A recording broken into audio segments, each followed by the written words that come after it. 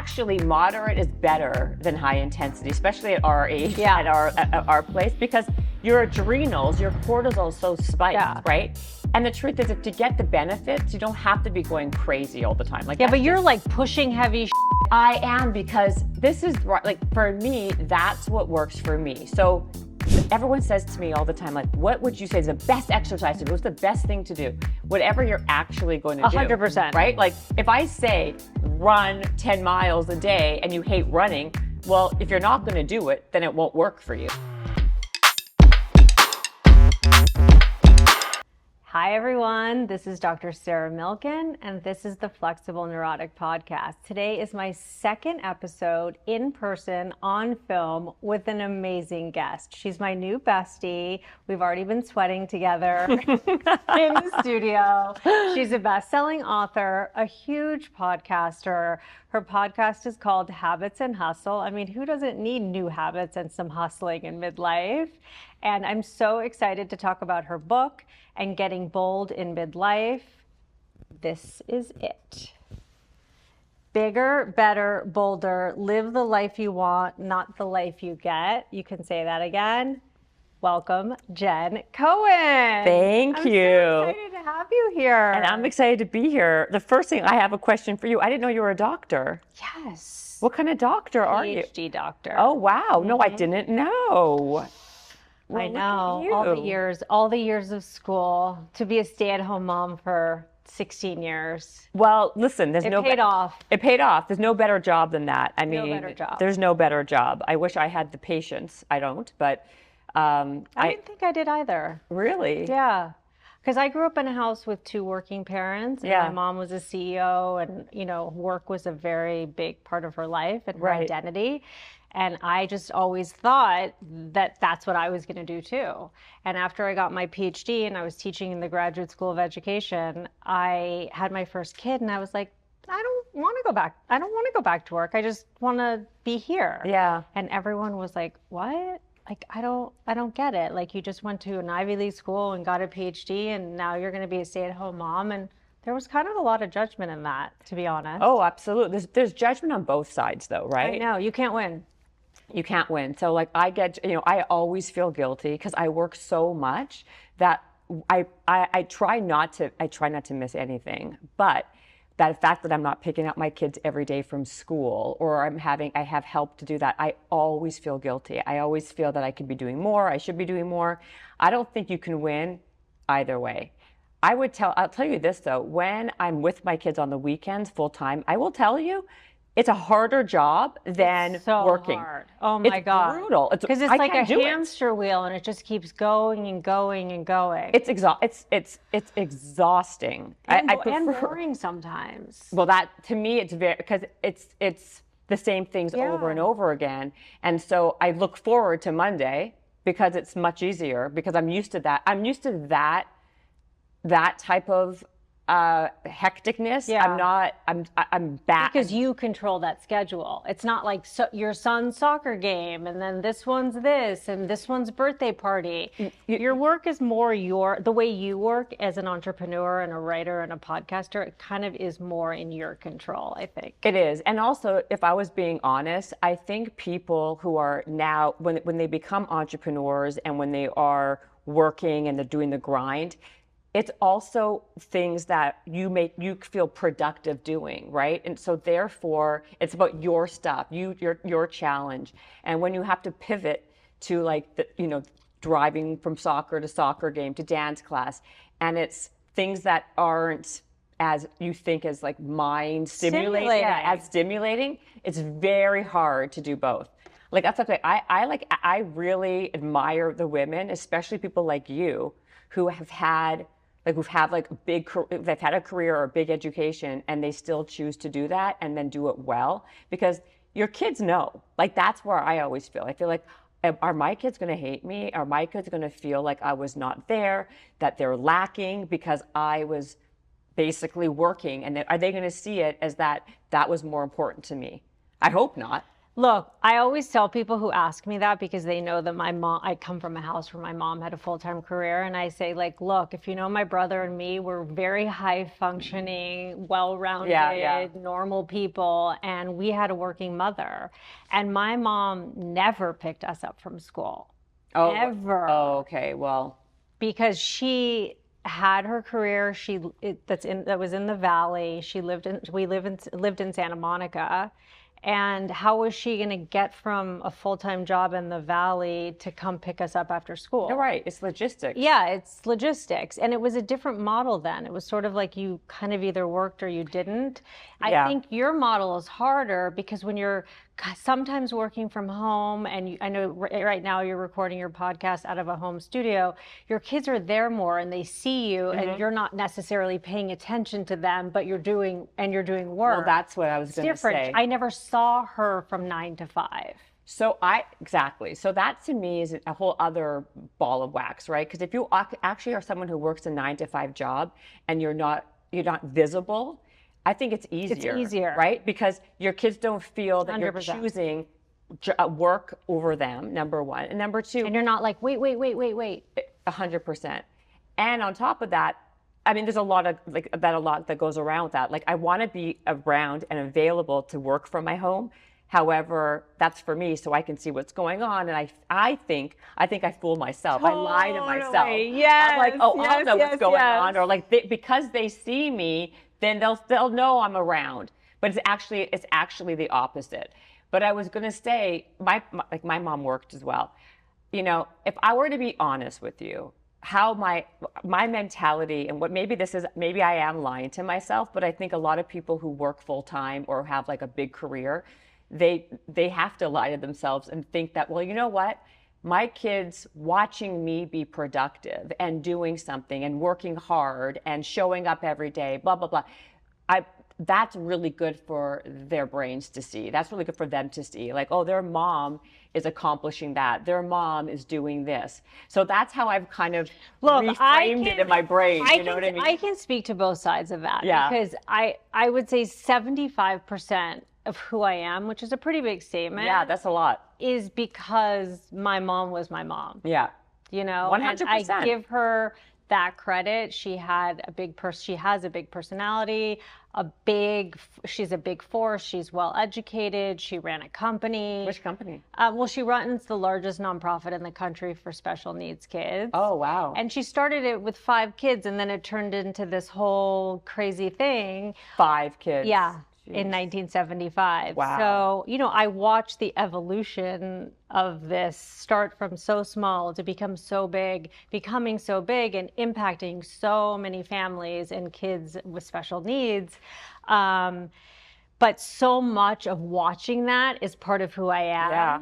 That Totally. I would never trade that for the world. But having said that, I think there's also this idea of living as a woman in seasons. And I didn't think about it at the time, but now looking back at it, like retrospectively, I feel like for me, I did my seasons. It was like I did the kind of nerdy schoolwork, check all my benchmark performance things, degrees, all of that. Did the stay-at-home mom. I did a lot of like board work, philanthropic stuff while I was being a mom.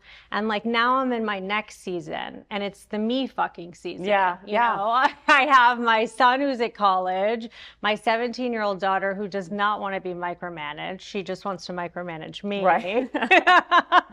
Exactly. Hence all the texts I was getting right when we started. I know, yeah. She needs this, this, and this, but don't ask her to do anything.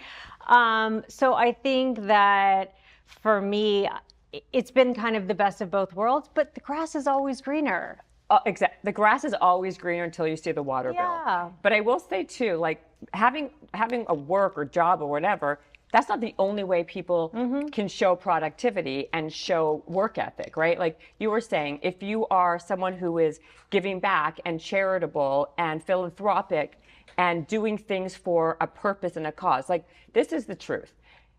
For me anyway, like I was on a podcast very recently and they said to me, you know, what do you want for your kids? You know, do you want them just to be happy? And I'm like, no, I don't want. I saw that. You saw this? I saw that. Because it's the truth. I don't want my kids just to be happy.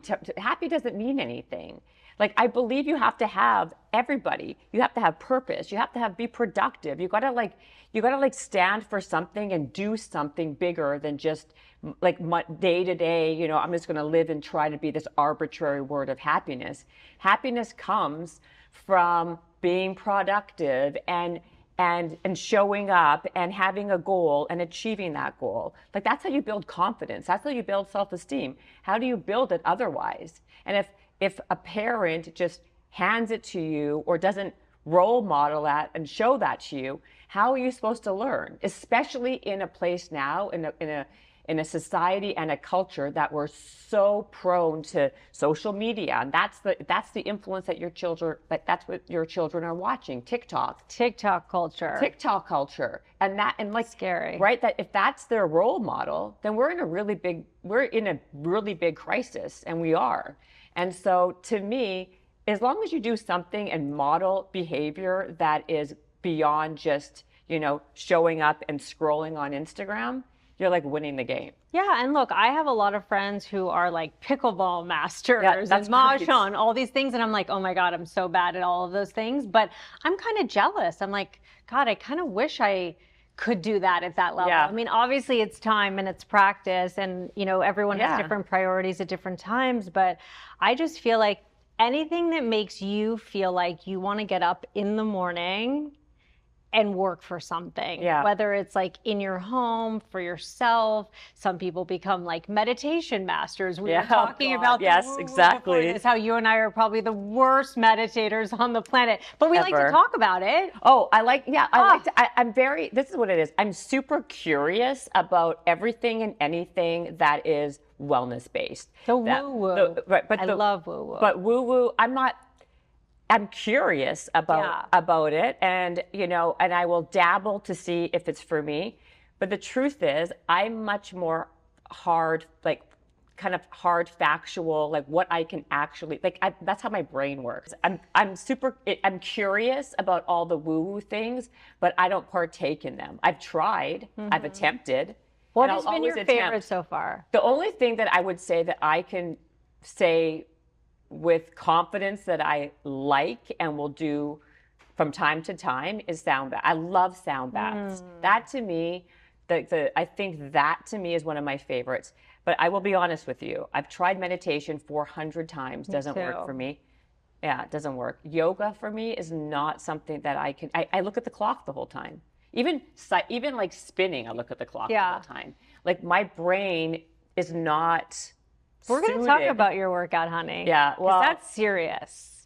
Well, that's the way. That is my meditation. Working out at a high intensity level is the only thing that calms my nervous system and calms my brain. So the kind of like the oxymoron is like I have to stress my body out to such a level that would actually fatigue my brain enough and your body and my body that I can like be a little zen. I mean, I see your Instagram and like I call it, I mean, I sort of make fun of it and call it the dumb and necessary weight. I love that. Because like, I'll be honest, I'm not one of those people who's like, oh my God, I worked out and I have fucking endorphins. I'm like, I fucking hate this. You hate it. I'm doing this. I have to do this. My bones, my muscles, my fucking brain, all of the things, right? Check, check, check. But I don't crave it. Okay, let me ask you a couple questions. Yes. Have you created it are you doing it to the point where it's become now part of your ritual and your daily habits? Oh, 100%. So you do it how often a week will you say that you're actually exercising? I do weights twice a week. Okay. I do Pilates twice a week. Okay. And I do the treadmill with a 10-pound weighted vest at least 4 times a week in addition to those things. That's amazing. So how long are you on the treadmill for? 30 to 45 minutes. That's amazing. At what speed? I go pretty slow. I go like 3-5 with a 10 to 12 incline with the 10-pound vest. That's great though. Yeah. So you're doing it a lot, and it's just not your vibe. But it's not my vibe. But as long as if I start going high intensity, like a spinning or something like that, my brain's like, get me the fuck out of here. Stop doing this. I hate this. Why are you doing this? Right. So it's like sabotage. It's like telling me not to eat sugar. As soon as you tell me that, it's like, No, Absolutely. I can't do it. You know, it's It interesting. has to be moderate. Well, that actually moderate is better than high intensity, especially at our age, Yeah. at our place, because your adrenals, your cortisol is so spiked, Yeah. right? And the truth is that to get the benefits, you don't have to be going crazy all the time. Like Yeah, that's but you're just- like pushing heavy shit, you're pulling heavy shit. I am, because this is like, for me, that's what works for me. So everyone says to me all the time, like, what would you say is the best exercise to do? What's the best thing to do? Whatever you're actually going to do. 100%. Right? Like if I say run 10 miles a day and you hate running, well, if you're not going to do it, then it won't work for you. I know. So- My friend yesterday told me she just started this whole new sort of like lifestyle food thing and how she hates drinking greens and she hates drinking, you know, Yeah. this and that. And I go, then don't do those things. Yeah. Because you're going to bag the whole thing. Absolutely. Because you don't like doing those two things. So this is the problem with the fitness and the health and the wellness industry.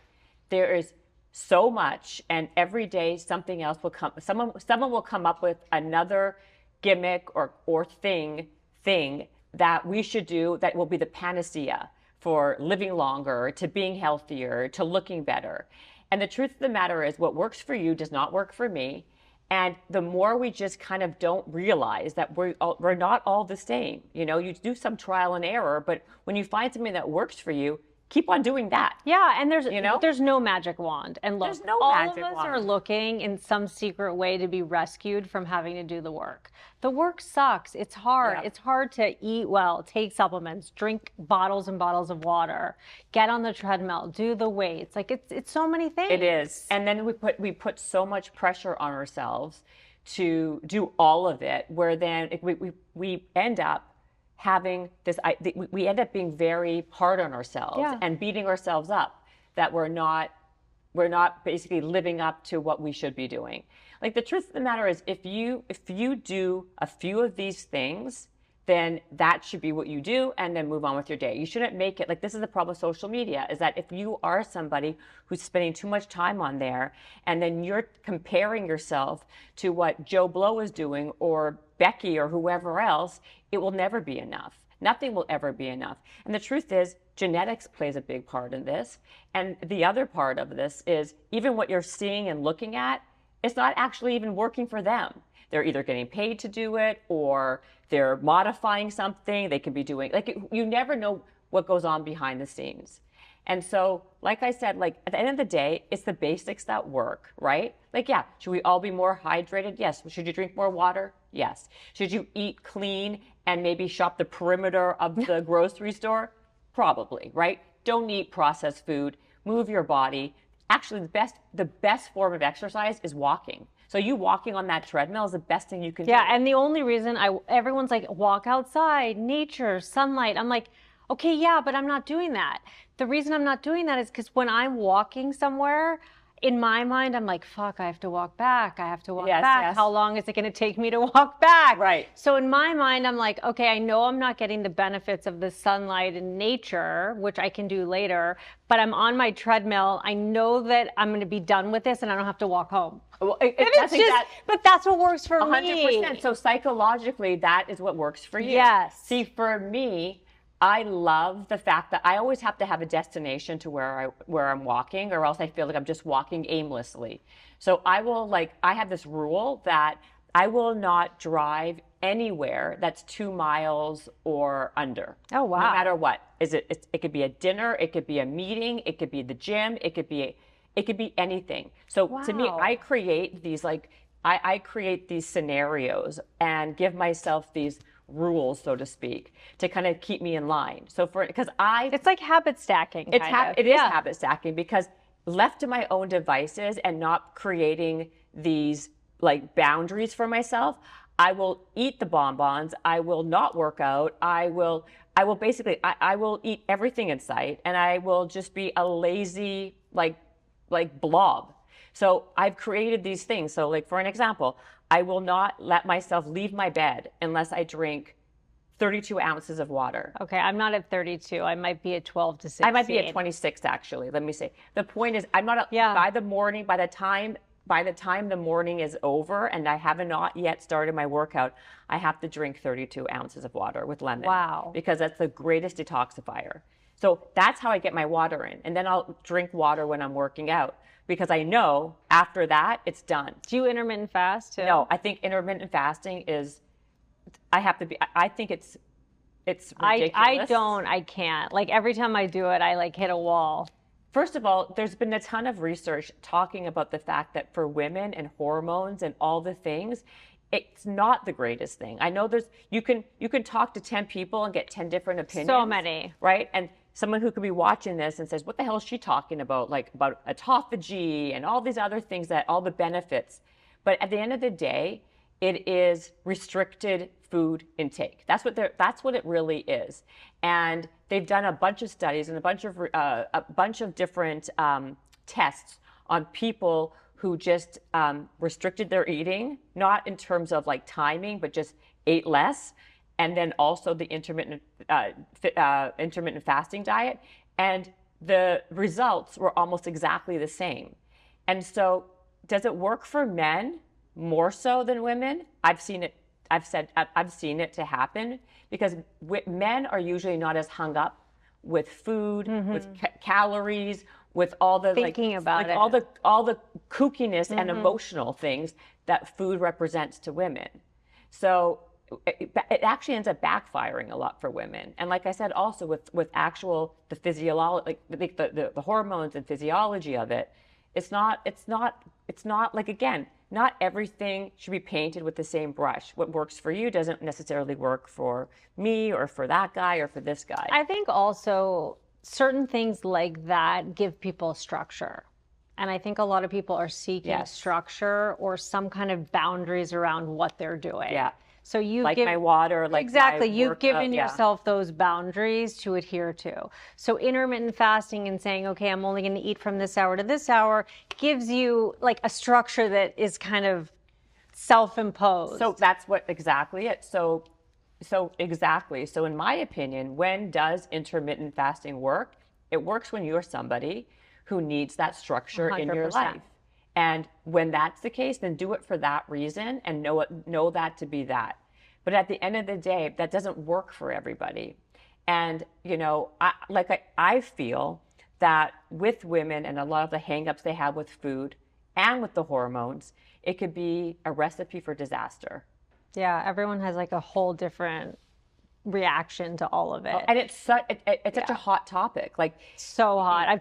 I'm sure you've done 8 million episodes. I've done so many podcasts with like the leading expert in intermittent fasting and with doctors and with whoever's, and they have a ton of science backing why it works, how it works. But you know what? Like science and actual real tangible humans is different. It is different. And psychology is not science. And so if your psychology doesn't match the person who could be okay with eating only at a certain fixed window. Yeah, I'm not that person. If you tell me like you're not allowed to eat sugar and you're not allowed to eat gluten and you're not allowed to eat dairy, all my red flags go up. And you end up eating, like me, the second you say that, I'm eating a whole, me too. I'll eat double. Me too. Like, it's clockwork. Like I can't eat pasta. Well, I'm going to eat pasta for 3 nights in a row if you tell me I'm not allowed to eat pasta. And now you're going to think about pasta until like you eat. That's what happens to me. I mean, so that's the whole thing of deprivation. So for me as well. So like I said, I don't do it. I don't believe in it for myself. I have seen great results for men. Like I said, but it's those men are the ones who are not fixated and crazy with food. They never had any eating disorders. They never had any like situations that were like food based. So that's why also it's been like a winner for them too. On this topic of habit stacking and making good choices for yourself, going back to when you started your whole journey and going to your TED Talk. Oh, yes. I want you to tell us about your TED Talk. I watched it. Oh, you did? Yes, of course. I do my fucking homework. Good for you. Look at you. I love it, doctor. Yes, and I read your book. Do you want to see all my notes? Yeah, I do. Yeah, all my written notes. Oh, that's so kind. Thank you. Okay, wait. Let me get out the title. The Secret to Anything You Want. Oh, that's about my TED Talk? Yeah. Yes. Like I couldn't memorize that. Yeah, you have to look at the paper. I was like, that's a midlife brain. Yeah, it is. The secret to getting anything you want. I want everything in midlife. Tell me how to get it. Well, so my entire message, I guess, or my platform is getting people to chase what they want, not just take what they get. That is the This is crux. midlife. Yeah. If we just let everything ride and waited for someone to save us or rescue us, we'd be like this. Yeah, it's true. Well, I feel like you have to learn the skills before midlife. Yeah, 100%. To help you when But a you get lot to of my midlife. listeners, including myself, are in midlife, and maybe we haven't done it yet. So you're going to tell us I'm how going we're to going tell to you get right that. now. I'm going to tell you right now. I think that this is what I think a lot of times happens. People think it's too late for them to make a change. It's too late to live the life they want, or to get that body they want, or to date or remarry that person that they want. We like kind of count ourselves out before even making that attempt. And that's really sad to me, because if you really want to know the truth, most people don't even make one attempt at getting what they want. Almost nobody makes two. So if you're somebody who's even putting yourself out there and making that attempt, just on sheer volume, it can happen for you. And I always go with the idea of asking this question to myself, like, why not me? Can I be brave for 10 seconds and try something? And what is the worst that can happen? Because really, where you are now, if something doesn't work out for you, you're no worse off than you were yesterday or an hour before. So why self-reject? There's so much self-rejection out there. Why should you reject yourself before even trying? And that is really why I wrote the book and I did that talk, is because we emphasize and put too much value on the wrong things. You know, like, I believe it's more important to be bold than to be intelligent, because it's the bold people who are impulsive sometimes and try things and, you know, they shoot and then aim, can actually get way further along the success train than those other people who overthink and create charts and tell themselves all the reasons why something won't work versus telling themselves all the reasons why something will work. It's a switch, right? And it's about like reframing how you talk to yourself and how you think about yourself. And I've been doing it for so long that like my brain, I guess the neuroplasticity in my brain has now shifted, where I don't think anything is impossible. I don't think, well, now I'm getting older, so then I can't be fit, or like now I'm old, so I won't be attractive anymore. Like, you can still be attractive and be older, right? Like, that's not a death sentence. You're still a human being that has you're still the same person that you were 10 years ago or 20 years ago. You can be a better version of yourself if you actually try. Were you always like that though? Or were you like the idea in your book where you talk about how boldness is something that you're not born with, but you develop it like a muscle? Yeah, exactly yeah. So that's what I was saying, is that like, people think they're either born bold or they're not, and that's simply not the case. Like, boldness is a skill. If you want to learn Spanish and get really great at Spanish, you're not going to go to one lesson. You're going to take a class, and you're going to be rusty at the beginning, but you'll get better, and then you'll get even better, and you'll get 1% better until one day, and you'll be like, wow, I can speak Spanish. If you want to get fit at the gym, you don't just go to the gym one time, right? You've got to make things a habit. You got to practice. Exactly. The day after day of the dumb ways. Day after day. Yeah. And the thing when it comes to like physical fitness and aging, that's really where people start, for women, that's where I see people start doubting themselves, right? They're like, well, I'm old now, I can't build muscle, or I'm old now, I can't change my career. I'm too old now, I might as well just stay in this shitty relationship, because who's going to want me? Like, we talk ourselves out of even doing anything that we actually want to do. We end up lying to ourselves. We say to ourselves, oh, no, this relationship is good. Yeah, this is fine. Like, look at Mary and Bob. It's good enough. Or we say it's good enough, or we say we can't do any better because we've been doing it for so long that there's nothing better out there for me. So we lie to ourselves and then distract ourselves with activities so we don't focus on the things that really bother us. And we say it's good enough, you know? If we compare yourself to that relationship, well, mine looks better than that one, so I'll stay here. Or that job, we play such crazy mind games with ourselves versus like being honest and having an honest conversation with yourself and changing your self-talk to like, I can, I will, I'm going to.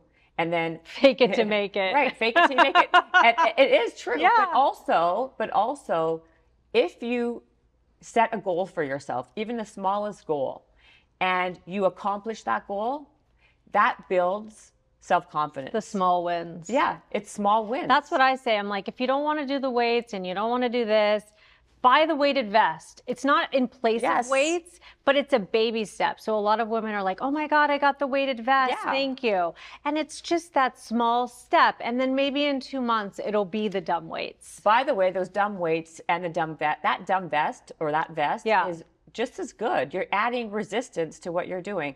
Years ago, I don't know, like you probably don't know this, but one of my first company I ever built was called No Gym Required. Oh, wait, I did read that. You did? Yeah. And it was like an app? Well, no. Well, wait. That was another company. Oh, that was another That was one. Hot 5, which was a fitness app. Okay. And then Weight Watchers bought that like years ago. But the first thing I ever did, and talk about like having no clue what you're doing and how naivety is a strength. Because what do I know? I knew nothing about, a company or running a company or having a product. But I knew that, like to your point, I had these this shoe company that had an interchangeable weighted midsole. Mm-hmm. And because you had weight in your shoe, it added 25% more, you burnt 25% more calories while wearing them because you added resistance. That's so funny. Right, to your walk. And so the weighted vest reminds me so much of those weighted shoes because it's the same concept. So if you don't like doing something, make shift and basically reverse engineer. Okay, I need to do weight bearing exercises. Everything in my life I have to reverse engineer or I just can't do it. 100%. Yeah, I don't know why. My husband always laughs. He's like, oh, you have, he'll go, last time he goes, oh, maybe we should plan a trip because then you'll clean out your closet. That's like... Exactly. It's like if something has to happen, I'll think of 16 other things that I have to do first. 100%. There's a name for that, by the way. What is it? Oh, I need it. I need a diagnosis. That's such a great. Okay. Oh my gosh. It's not procrastination. It's not procrastination. It's actually it's in my book. Actually, I talk about this. Yes, because I talk about sometimes what we need to do is create a reason or an environment or a thing to make us do the things that we need to do. So for an example, I've mastered that. I think. No, me too. But an example would be if you're working out, let's stay with the working out, then put a yoga mat in your kitchen. So every time you walk by your kitchen, you see that yoga mat, and then it's you don't have an excuse because it's there. I know. I leave my supplements in the middle of the counter, and my husband's OCD. He's like, why the fuck is your shit all over the counter? I'm like, because if I don't see it, I'm not taking it. Yeah, you won't do it. And if I put it in the pretty drawer in the container, it's not making it into my body. Right. It's not visible. Or to the point of what you're saying about the job or the vacation or whatever. It's that's the catalyst that you need to actually do the thing that you want to do. Yeah, I'm I have 15 minutes to pack for a trip tomorrow, so let me clean out my closet and throw all the bags of clothes downstairs for my husband to gather and put into the garage. She's like, how is this a good time? I'm like, I don't know, but it's somehow working for my brain right now. See, that's the thing. See, for me, that's how my brain works. Weird. Too. And that's why everyone works differently. I would need that catalyst too. I would never. By the way, I've been trying to clean out my closet for 2.5 years. It's brutal. I keep on procrastinating. Plan a trip. I know. I'm going to plan my trip. That's when I'm going to have to do that. And I've done that before where I've gotten little pieces of my closet fixed because I was going somewhere. Yeah, and you're looking for your jeans and you're like, why do I have 75 pairs of fucking jeans and I only want the 3 that I want? 100%. So I was like, oh, I'll start cleaning out the jeans right now. And then I start trying on all of them and he's like, Sarah, you need to finish. And 100%. And by the way, we don't even need the stuff that we have. Like that happens to me. Like I'm also afraid that if I throw away something or give it away, like my husband calls me a hoarder. I am a hoarder too. Oh God, me too. Oh my God. I'm so nervous that like the second that I know. I gave away all my Fendi baguettes, those little bags. Oh yeah, and now you want it. Now I want them. I know. Who'd you give them to? Probably like, I don't even know. You could have given one to me. I know, but we're like, I know, Yeah. now we're friends. Now we're friends. Okay, for sure. I'll get one. No, but that was like years ago when they went back out of style, but now they're back in style. So now I'm like, I have all these heels that I used to wear to all these board meetings, and I'm like, they're just collecting dust, but they're so pretty, and I paid so much money for those. Totally. My husband would never have that shit in his closet. We don't even share a closet. Oh, yeah, that's so funny. Because when we moved, he was like, no fucking way. I'm never doing that again. I did that for like 18 years and we're done. I think women are way worse with that than men, though. Men wear like the same shirt and pants, and they're happy with that. He's like, I haven't worn this in 3 months. Giveaway pile. I'm like, I haven't worn this in 13 years. I was going to say 30 years for me, something. Exactly. Because I know that things come back in fashion. I know, it's hard. And I'm nervous. I know. So then I get. Thankfully, I haven't gone out of style for him, but you never know, right? It's only been, what, 50 years? Like 50. No, 28. That's a long time. I know. It's a long time. I know. That's like a lot of hairstyles, a lot of body shapes and sizes. It's a lot. Wow. That is amazing. And now we're like, we went from like 13 years old to like Rogaine and retainers at nighttime in midlife. You started off with retainers for different reasons. Yes. And now you have puberty retainers and midlife retainers. That is insane. I know. Wow. It's crazy. So, but by the way, did you never date any, like, you never broke up with him and then dated someone else for 5 months? I broke up with him in 9th grade. That doesn't count.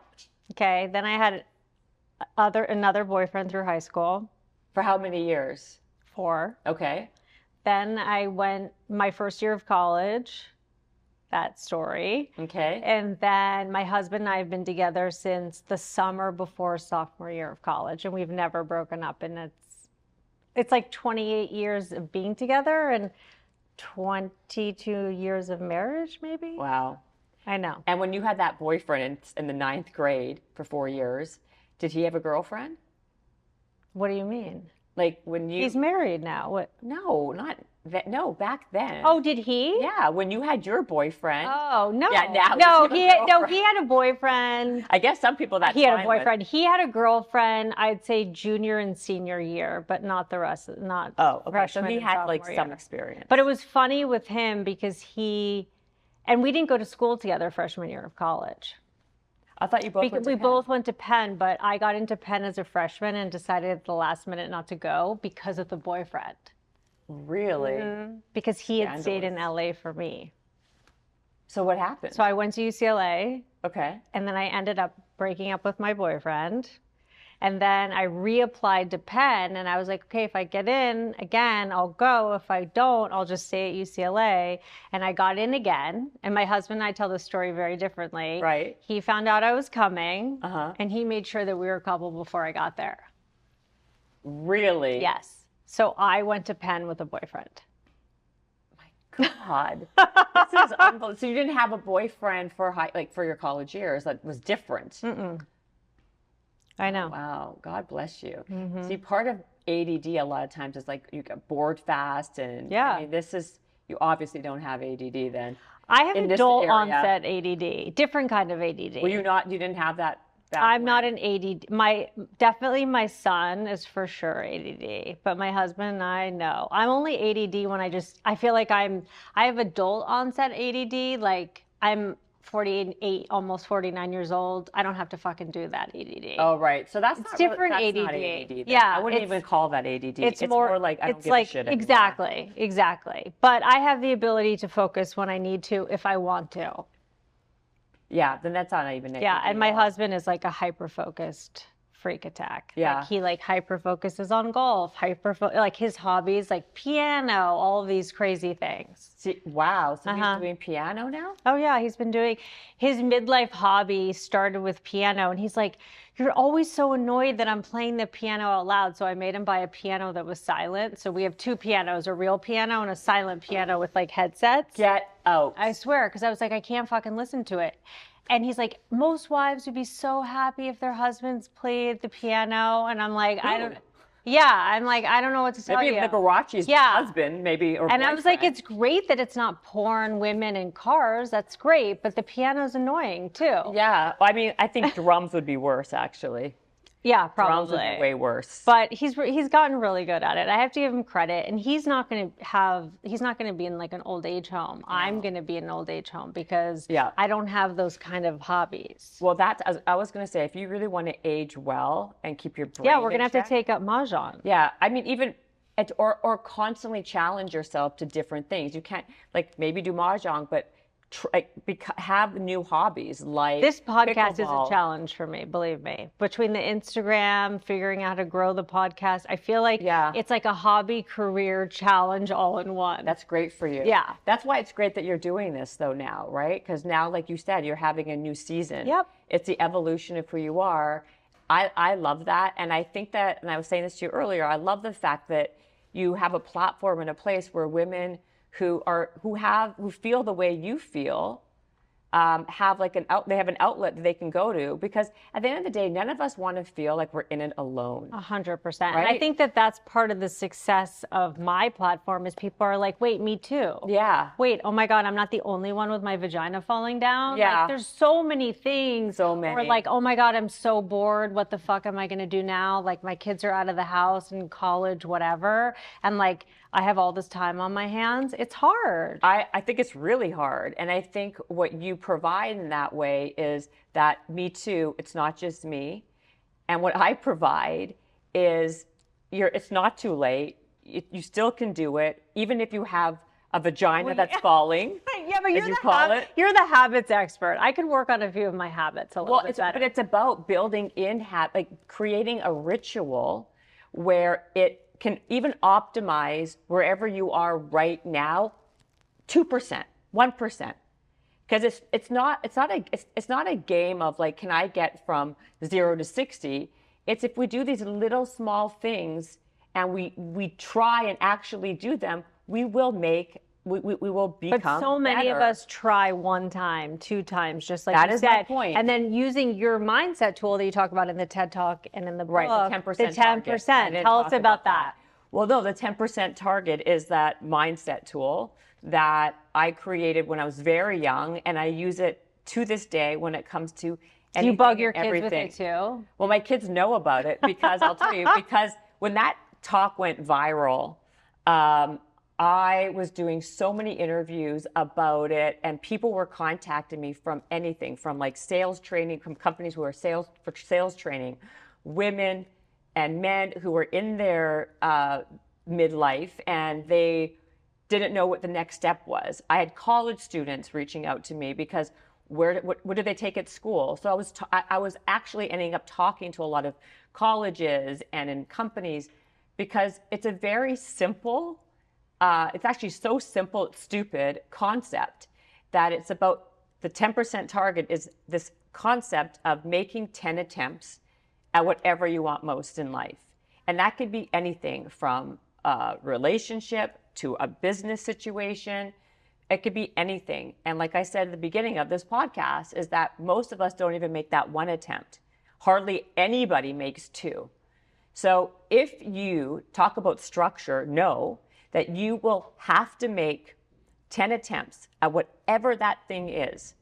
Either you're going to get to that goal, or some other opportunity will present itself that you never even knew existed by just going down the path. And that has been tried and true for me time and time again since I was 17 years old. And I've used that in every business I've ever started and any relationship. I never go into something thinking I can't do it, because I'm like, have I made my first attempt? Have I made 5 attempts? If the answer is no, then I have work to do. So at the end of the day, I only have myself to blame if things never worked out for me, because that's how I've used that as a reframe to be and have any success. And I'm not saying I'm the most successful thing in the world, but I promise you, and I know for myself. It's even progress. It's not about Exactly. being knock it out of the park. It's like, I'm better off now. Yeah, I walked with what I twice have. this week. I moved my ass off the couch, whatever Listen, it is. At the end of the day, I know by me using that that concept and that philosophy, I'm better off now than I would have been if I didn't use that philosophy. That's the point. I think it's also interesting because there's so much manifestation talk and so many experts on how to manifest the life of your dreams and all this stuff.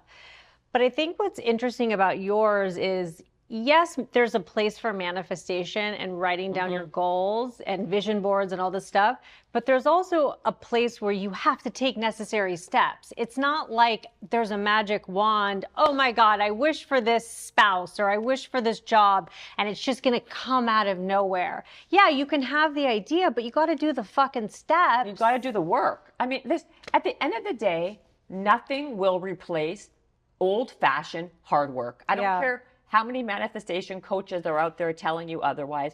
I don't care how many vision boards you put up there and how much you envision this and you do that and you script that. The truth of the matter is, anybody I know who's had any success or anything, they've had to do the hard work, and they did, I'm going to say the word, chase what they wanted. Now, I can get backlash for that. I'll have a lot of people who contact me and they'll be like, you're trying too hard. You shouldn't be chasing. If you sit there, it will. If you're open to the universe having your back and helping you out, it will come to you. Maybe you're trying too hard. Like, I don't resonate with that messaging. I don't want my kids to resonate with that messaging. I don't resonate with that messaging. And quite frankly, if you're somebody who says that to me, you're just not my people. You're not my tribe.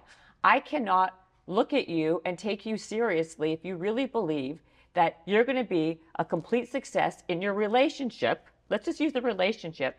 If you sit back and just hope for a wonderful relationship, I want me and my husband to have this romantic love where we like do romantic dinners and love each other. And we have this and this, but not do anything to make that happen. Right. Right? Like, you would have to plan it and organize it and make it happen. Like they say, which some of it makes sense, of be the person you want your spouse to be. So if you want your spouse to be affectionate, you need to be affectionate. If you want your spouse to cook sometimes, maybe you cook sometimes. I think that there's a place for the universe in terms of the co-creation part of it. Well, where we all intermingle. Well, you hear what you just said, though, right? Like, if you want someone else to, I guess, show up and do what you want them to do, you personally have to take action. Show up.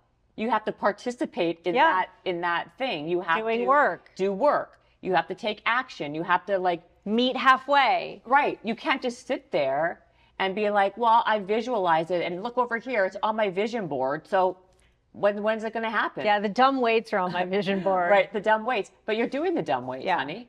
And so that's what it is. You don't have to be lifting, you do a 150-pound deadlift to be doing a and with back to the workout thing again, like I have some friends who say, oh my God, I could never work out at home. That's so boring, blah, blah, blah. I love being, like my daughter, she loves Pilates in a class. Yeah. I don't like that. I like Pilates quiet with an instructor by myself, no music playing. It's the way I kind of meditate. But again, it's like finding what works for you. I can tell you whatever I want to tell you, but if it doesn't work for you, it doesn't matter.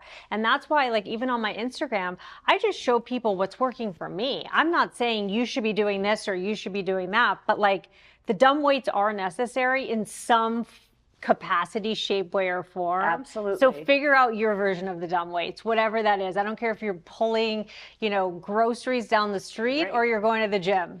And also, even like pulling laundry detergent up and down, and I don't care what it is, but find a form of what that thing is. Exactly. Because you got to just be open. Be open to the universe. Be open-minded and open to the universe. It's true though, right? Like that is the point. And I think that we are, again, fooling ourselves, or we're making excuses for either being lazy, not always, but I'm saying that's an excuse for being lazy, or for something not working, whatever. Like, if you're not somebody who actually tried, then you can't say, woe is me. Don't be a victim if you haven't even tried. I do love your phrase about the rejection versus regret. Yeah, it's the 100%. I mean, I live, but I literally live Tell by us this. about it.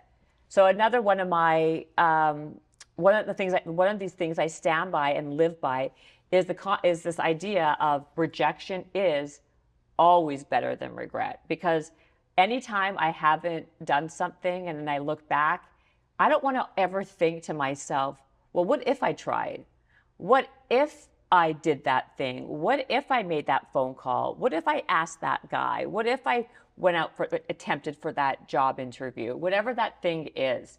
So I would always rather try and know that at least I put myself out there than to think for my rest of my life, like, what if? That what if is torture.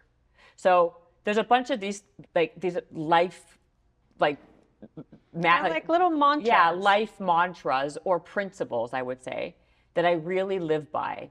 Rejection is always greater than regret is really up there. Naivety is a strength, is a big one too, because the less you know, what you don't know can't hurt you. Right. The more you're apt to do it. We get very jaded as we get older, and we think, well, we've never done it before, so therefore we can't do it. Or, that's not for me because I know when this person tried and this and this happened. So naivety, if you haven't done something, even better, go for it. Mediocrity is a superpower as well. Like, I feel because when I grew up, I didn't find myself to be extraordinary or special in any way. So because of that, I didn't have much to lose trying this or trying that.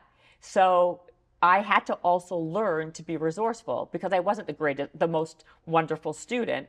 So I had to find people and things to help me pass math, right? Or I didn't find myself to be the prettiest girl. So then I had to work on my sense of humor, my personality, whatever that thing is, right? It's like basic life resilience. It's basically teaching yourself how to be resourceful and figure shit out better and quicker because you weren't handed everything. And so to me, mediocrity was always a big, what I try to give people, what in my podcast or in the books or in the TED Talk or whatever, in my speaking or whatever, is I really try to make people realize that they should never count themselves out before trying. And all these things that they think they can't do, they probably can. There's a big thing about transferable skills, right? You may have not done that exact thing, but I can guarantee somewhere in your life before that thing, you did something that you can transfer. That skill is transferable somewhere else. Maybe you've never sold, condominiums, but you sold a widget when you were in grade 9. So you have a basic sales skill. My point is, if you really dig deep and figure out who you are and what you're good at, we all have things that we're better at than others. Lean into your strengths, lean into the things that you are better at, because those things can help you with the other things. I also like how you talk about leaning into resistance too. And I agree with you because the things that you have the most resistance to tend to be the things that need to get done. Yeah. Or that 100%. You really want to get done. And so it's if everything is oh, I can't do that. I can't do the dumb weights, or I can't start the podcast or write the book. It probably means you should be doing that in some capacity. Absolutely. And then also give yourself these things. If you are starting something and you're not bold, try doing a little bold move a day. It doesn't have to be extraordinary or huge, but just doing something that, again, to show you that you can build on that bold by just little things. Something as going to the restaurant, right? And asking for vegetables on the side or sauce on the side, or if your food was cold, I'm okay send with it being back. high maintenance. Yeah, a lot of people. I know, I have no problem with it. My kids are shut up.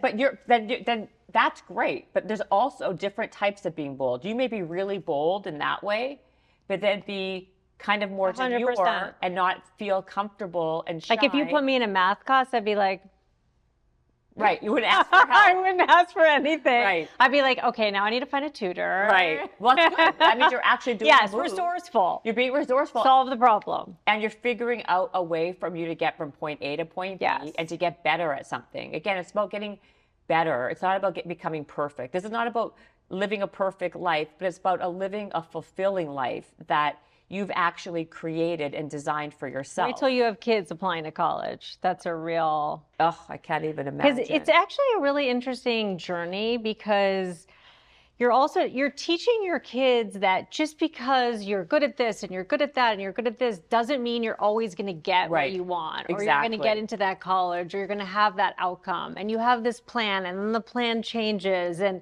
is there a better option for you, and all of this. So it's been kind of an interesting journey, and now I get to do it again with my second kid. That's the thing, right? Like, we all have our own things, like whatever like that is, like for you it's going to be different than it is for me. But I think that if you have like, you kind of have a foundation and like a toolbox that you can use to help you with whatever that thing is. Like, I can't even imagine that. Like, it's, I know, but I think my kids have been pretty good about it because, like you said, I have forced them in the nicest possible way to like get shit done for themselves. So like, I don't schedule doctor's appointments. I'm not in charge of my kids' calendars. They have a phone, they have a credit card, they're approved. The doctors know that they're approved. So my daughter can pick up the phone, she's 17, and schedule a dermatologist appointment. Right. Why do I have to be the intermediary between her schedule and their schedule? Like, she has the skills to do that. So you gave her, the onus is on her to take responsibility. At what age, though, did she start doing that? I'd say like 15, 16, like around the time she started driving. Because I'm like, you have a driver's license. Like, I don't need to be part of this 3 o'clock on Tuesday works. Good for you. And my son the same, like he's at college and I don't even have to think about that. It's like, he has a credit card, he knows how to get his shit done, and he's going to solve it. Right. And it's always going to be within reason. Absolutely. And I think my parents raised my brother and myself like that too, because my mom was working. She wasn't like kowtowing to every single need of mine. So it made you have to be independent. More independent. And resourceful, which, by the way, I think is such a positive life skill to have.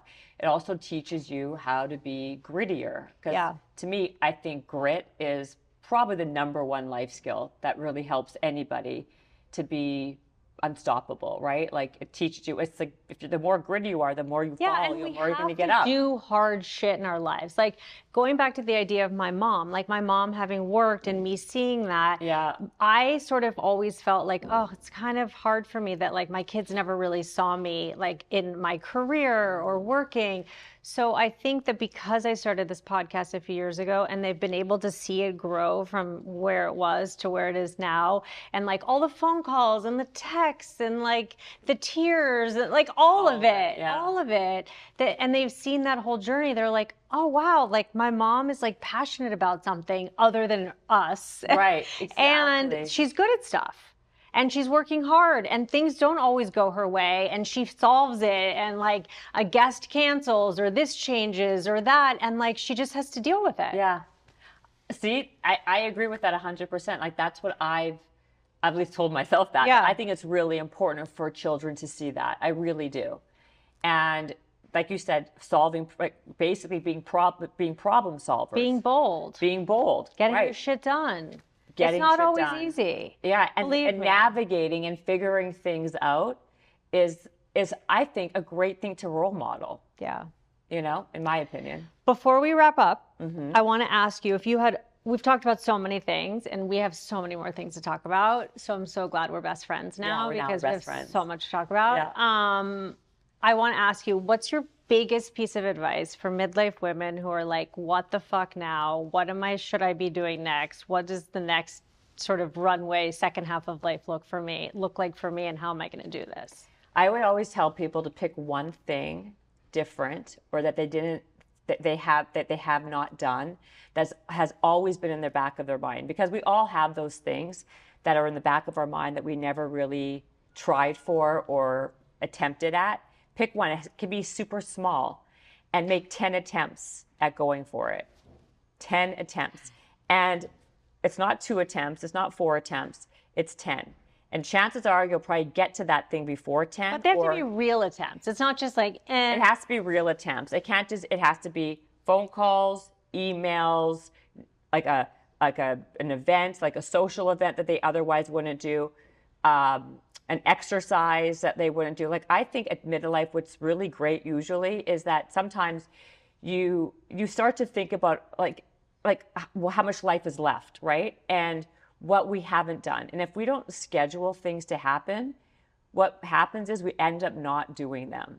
So kind of like create like a calendar for yourself and be like, by next year at this time, I'm going to be this, I'm going to do that. And then like reverse engineer and make it happen, and making these 10 attempts. Like, I believe that we all know those things. Again, it could be like knowing them and doing them. Right. Taking piano. It could be something as like, even like something as a hobby. Like, I always wanted to dance. Then sign up for a dance class and take 10 dance classes. It could be that. It could be like, you know what? I've always wanted to be a therapist or a psychologist. I've seen this before. Someone actually, this is a real one. And they were a marketing executive, and they always loved the human brain, but they never really now they thought it was too late. Well, they signed up for courses, started taking courses at night. And by the way, guess what? The woman's a therapist now at 53. So nothing is impossible if you actually make attempts at making that thing that you thought was impossible possible. Yeah, the no giving up thing. No excuses. Yeah, it's hard. Don't self-reject. Think these are the three things. Rejection is always better than regret. Why not me? And what's the worst thing that can happen? If you ask yourself those questions and then answer them, you will go and make that life of yours that much better by tomorrow, the next day, the following week. And no one's coming to rescue you. Nobody's ever coming to rescue. No one's going to do the hard work for you. No one's going to do the heavy lifting. No. Ever. By the way, I've tried to think that, I thought I found the Messiah to help me with so many different things. And the reality is it never came.